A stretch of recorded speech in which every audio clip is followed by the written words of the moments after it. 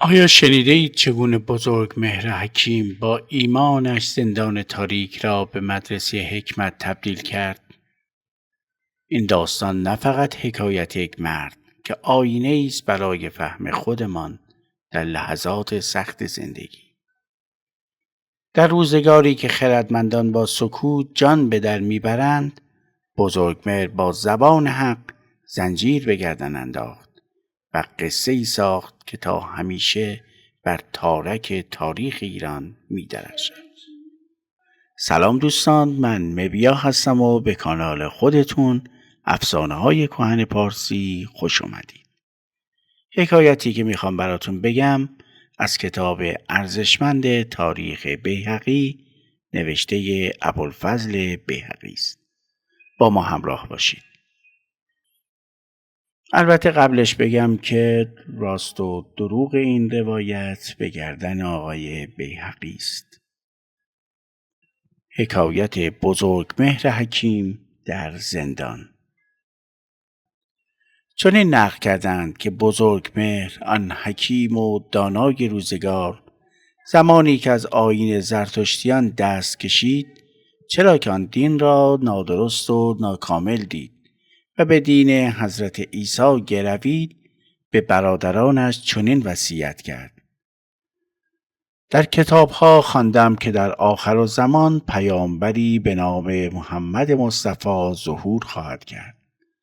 اگر زنده بمانم نخستین کسی خواهم بود که به او ایمان می‌آورم و اگر عمرم کفاف ندهد و او را درک نکنم، امید دارم که در روز قیامت با امت او محشور شوم. شما نیز همین وصیت را به فرزندانتان کنید تا رستگار شوید. این سخنان به گوش پادشاه کسرانوشیروان رسید. او در نامه‌ای به فرماندار خود نوشت: همین که این نامه را خواندی، بزرگ مهر را با زنجیرهای سنگین و قلوبند به دربار بفرست. فرماندار نیز بیدرنگ فرمان را اجرا کرد و بزرگ مهر را روانی دربار ساخت. خبر در سراسر فارس پیچید که بزرگ مهر فردا به درگاه پادشاه برده خواهد شد. بزرگان، حکیمان و دانشمندان گرد او جمع شدند و گفتند: ای استاد، تو دانش خود را بی‌دریغ در اختیار ما گذاشتی. همچون چراغی بودی که راه را برای من روشن کردی. چشمه‌ای گوارا بودی که از آن سیراب شدیم و باغی پربار بودی که از میوه‌هایش بهره بردیم. اکنون که شاه بر تو خشم گرفته و تو را میبرند، تو از آن حکیمانی نیستی که از راه حق بازگردند. پس برای ما یادگاری از علم خود بگذار. بزرگ مهر گفت: شما را وصیت می کنم که خدای یگانه را بشناسید و از او اطاعت کنید. بدانید که او اعمال نیک و بدتان را می بیند. از آنچه در دل دارید آگاه است و مرگ و زندگیتان به اراده اوست. پس از مرگ بازگشتتان به سوی او خواهد بود و قیامت و حساب و جزای و پاداشی در پیش است. پس نیک بگویید و نیک رفتار کنید که خداوند شما را برای نیکی آفریده است. از بدی بپرهیزید و با بدان معاشرت نکنید، زیرا عمر بدکار کوتاه است. پارسا باشید، چشم و گوش و زبان و دست و داراییتان را از حرام دور نگه دارید. بدانید که مرگ سرانجام زندگی است، هرچند بسیار زیسته باشید. لباس شرم بر تن کنید که این لباس پرهیزکاران است. راستگویی را پیشه سازید که چهره را روشن می سازد و مردم راستگویان را دوست دارند. دروغ نگویید، چرا که دروغگو اگرچه سخن راست بگوید کسی باورش نمی کند. حسد جان را فرسوده می کند و حسود هرگز آرامش نمی یابد.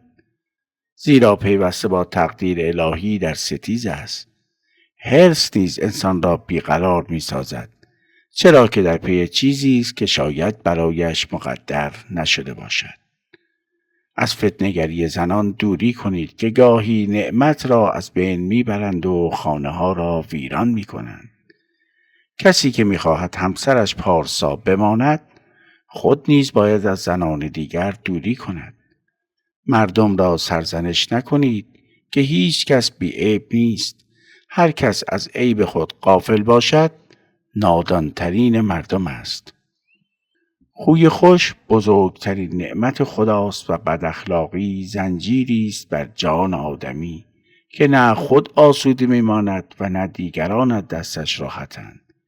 نیکخو در دنیا یا آخرت سرافراز است. اگر کسی از شما بزرگتر بود احترامش را نگه دارید. به تنهایی امید نبندید و دست از تلاش نکشید. چرا که پیشینیان نیز که شهرهای و کاریزهای و بناها ساختند سرانجام همه را گذاشته و رفتند و آثارشان از بین رفت. سپس گفت همین پندها را بسنده می دانم و گمان نمی کنم دیدار ما تا قیامت میسر شود. چون بزرگمهر را به میدان کسری آوردند کسری فرمان داد که او را همان گونه با زنجیر و غل نزدش بیاورند. وقتی او را پیش کسری آوردند کسری گفت ای بزرگمهر، آیا چیزی از بزرگی و کرامت باقی مانده که ما به تو نبخشیده باشیم؟ تو را تا درجه وزارت رساندیم و تدبیر امور مملکت را به تو سپردیم. چرا دین نیاکانت برگشتی؟ چرا به مردم نمایاندی که پادشاه و لشکر و رعیت در راه خطا هستند؟ آیا هدف تو این بود که مردم را به شورش واداری و مرا از سلطنت بیندازی؟ اکنون یا توبه کن و به دین نیاکانت بازگرد تا تو را ببخشایم یا کشته خواهی شد. آن هم به گونه‌ای که هیچ گناهکاری را چنین نکشته باشند. حیف از کسی چون تو را کشتند. بزرگمهر پاسخ داد عمر پادشاه دراز باد. من را مردمان دانای و خردمند می‌خوانند. پس چگونه کسی که از تاریکی به روشنایی آمده دوباره به تاریکی بازگردد؟ اگر چنین کنم نادان و بیخرد خواهم بود. کسری خشمگین شد و گفت فرمان می‌دهم گردنت را بزنند. بزرگمهر پاسخ داد قاضی که نزد او خواهم رفت عادل است. بی نیاز از شاهد به عدالت داوری می کند و رحمتش را از تو خواهد گرفت. این سخن چنان خشم کسری را شعله ور کرد که تا آن روز کسی او را این گونه خشمگین ندیده بود. گفت او را زندانی کنید تا بیندیشم چه کنم. دستور داد او را به زندانی بسیار تاریک همچون گور ببرند و با زنجیرهای سنگین ببندند. لباسی زبر بر تنش کردند و خوراک روزانش را 2 قرص نان جو، قدری نمک و 1 سبو آب قرار دادند. مأموران نیز گماشتند تا لحظه به لحظه حال او را گزارش دهند. 2 سال بر این منوال گذشت تا اینکه روزی هیچ صدایی از او نشنیدند.